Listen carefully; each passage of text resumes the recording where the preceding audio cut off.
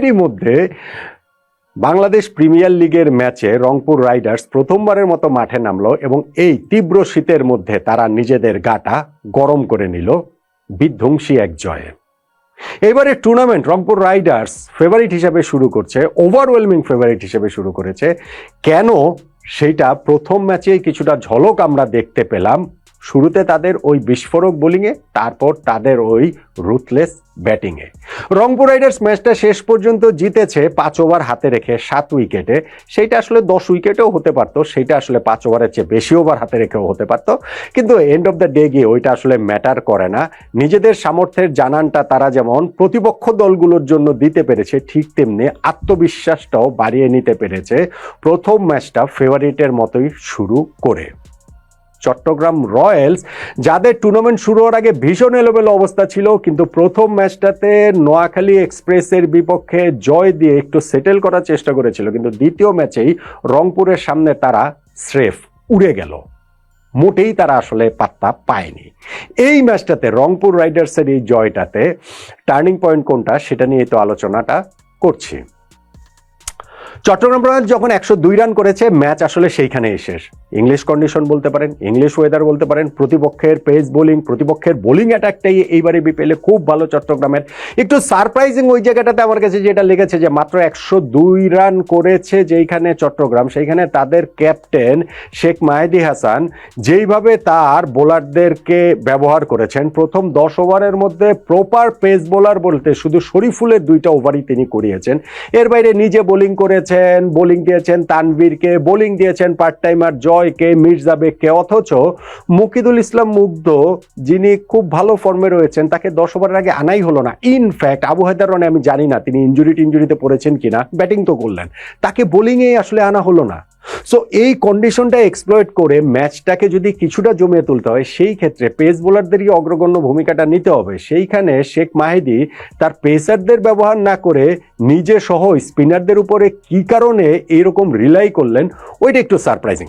But having said that, তাতে করে Liton Das David মালানের ওই পার্টনারশিপের 91 রানের যে জুটি, সেইটাতে তাদের ক্রেডিট খাটো করার কোনো সুযোগ নেই।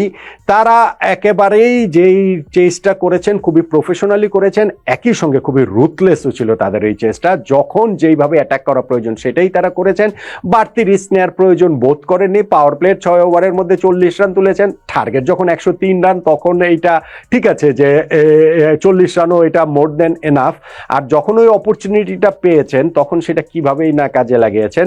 আপনি দেখবেন যখন ওই মাহমুদুল হাসান জয়ের হাতে বল তুলে দেওয়া হলো, তার ওই 1 ওভার থেকে 24টা রান তুলে নিলেন। দাভিদ মালান ছক্কা মারলেন, লিটন দাস হচ্ছে গিয়ে 2 ছক্কার সঙ্গে 1 4 মারলেন।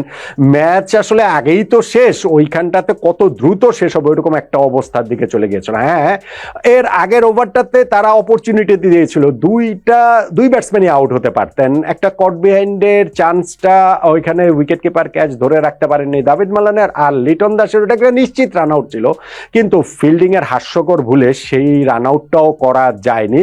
ফলে তাদের পার্টনার যখন 91 রান হয়ে গিয়েছে তখন 10 উইকেটে জয় হবে না কেন? ওই সময় গিয়ে তারা 3টা উইকেট হারিয়ে ফেলেছে। লিটন দাস তিনি হচ্ছে গিয়ে 47 রান 31 বলে করে তিনি আউট হয়ে গেলেন। দাভিদ মালান 50টা করেছেন, তবে তারপরে গিয়ে কাভারে একটা ক্যাচ দিয়ে ওইটা জয়ের বলেই, তাতে মানে জয় উইকেট পেয়েছেন বটে, কিন্তু এইটাতেও রনির বোলিংয়ে না আসাটা এটা জাস্টিফাই হয় না। আর তার আগে মাঝখানে সময়টাতে তাওহিদ হৃদয় তিনি খুবই ডিসঅ্যাপয়েন্টেড হবেন, বিগ শট খেলতে গিয়ে বাউন্ডারি লাইনে ক্যাচ দিয়ে তিনি আউট হয়েছেন, কিন্তু তারপরে ওই যে মাহমুদুল্লাহ রিয়াদ ক্রাউড ফেভারিট তিনি ছিলেন এবং তিনি হচ্ছে গিয়ে ওই দলের জয়ের সময়টাতেও ছিলেন। কুশদের সাথে নেমে হচ্ছে কিছু ক্যামেরা ম্যাচটা যখন শেষ করেছেন, 5 ওভার তখনও বাকি রয়েছে, 7 উইকেটে রংপুর রাইডার্স ম্যাচটা জিতে নিয়েছে। ফলে এই ব্যাটিং ইনিংসের এইখান থেকে আসলে টার্নিং পয়েন্ট বের করার আমার কাছে এটা মনে হয় না। আমি 2টা টকিং পয়েন্ট বললাম, যে একটা চিটাগাং এর ক্যাপ্টেন শেখ মাহেদী কি কারণে পেস বোলারদের ইউজ করলেন না, রনিকে একেবারেই করলেন না এবং মুগ্ধকে প্রথম 10 ওভারের মধ্যে আনলেন না, ওইটা একটা পয়েন্ট হতে পারে। আর ওই যে 1 ওভারে যে 2টা চান্স দিয়েছিলেন সেই চান্সগুলো চিটাগাং গ্র্যাব করলেও যে রংপুরের জয়ের পথে বাধা তৈরি হতো, আমার কাছে সেটা মনে হয় না। ফলে আমার কাছে এগুলো আসলে টার্নিং পয়েন্ট না। এখন 102 রান যে চট্টগ্রাম করলো, সেই রানটা আরো বেশি হতে পারতো না? পারতো, বিশেষত যখন আপনি নাইম শেখের ওই বিস্ফোরক শুরুটা দেখবেন।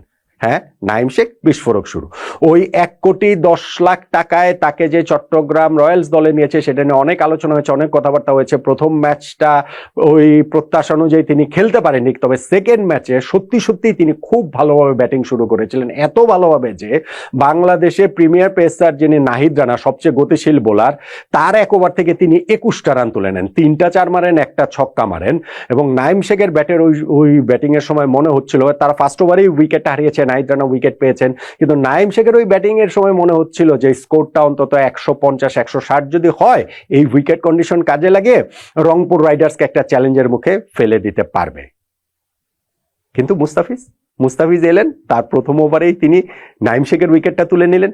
20 বলে 39 রান তিনি করেছেন, তার মধ্যে 7টা 4 এবং 1টা ছক্কা মেরেছেন, অর্থাৎ 39 রানের মধ্যে 34 রানই করেছেন তিনি 4 ছক্কাতে।